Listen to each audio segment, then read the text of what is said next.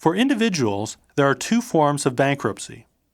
Chapter 7 means that most of your unsecured loans are discharged so you can get rid of all that credit card debt.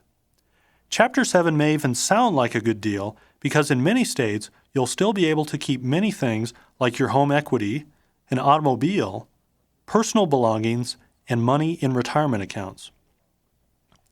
The other form of individual bankruptcy, Chapter 13, is a repayment system. You still have to pay most everything back, but you do it over a number of years. You also usually get some forgiveness of interest and penalties that you owe. Filing for bankruptcy also prevents creditors from hounding you. Of the two forms, Chapter 7 may seem better because of its immediate debt forgiveness. But the debt is forgiven, not forgotten. The Chapter 7 bankruptcy stays on your credit history for 10 years. This will limit your ability to start your own business or buy a home for a long time. Chapter 7 does not discharge certain debts.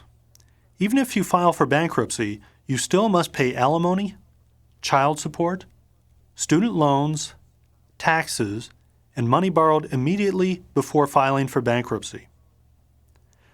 Instead of putting a big blemish on your credit history, it's probably better to work your way out of your troubles. See if you can work out something with your creditors. You'd be surprised.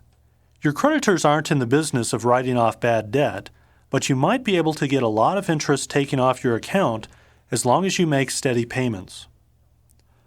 There's also the Consumer Credit Counseling Services, which is a nonprofit organization funded by credit card companies. They'll generally tell you to not file for bankruptcy, but you might want to call them, maybe anonymously.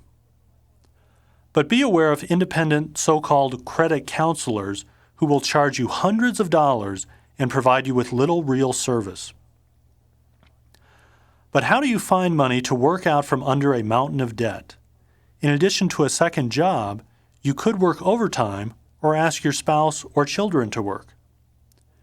You also could cut your other expenses dramatically, take out a low-cost home equity loan, or borrow against your 401k assets. If you qualify, you could also apply for an advance earned income tax credit payment or even hit up your relatives for a loan. None of these are attractive alternatives, but chances are you'll do better by paying off high-interest, unsecured credit card loans and replacing them with cheaper, secured loans. Otherwise, the money you'll pay in interest will kill you.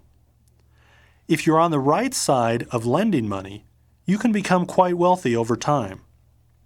If you're on the wrong side of borrowing money, you'll dig yourself into a hole from which you'll never escape. Hopefully, one way or another, you'll be able to get out of your immediate bind of being deeply in debt. But to climb out of this hole entirely and stay out, you'll probably have to come up with a budget and cut your spending.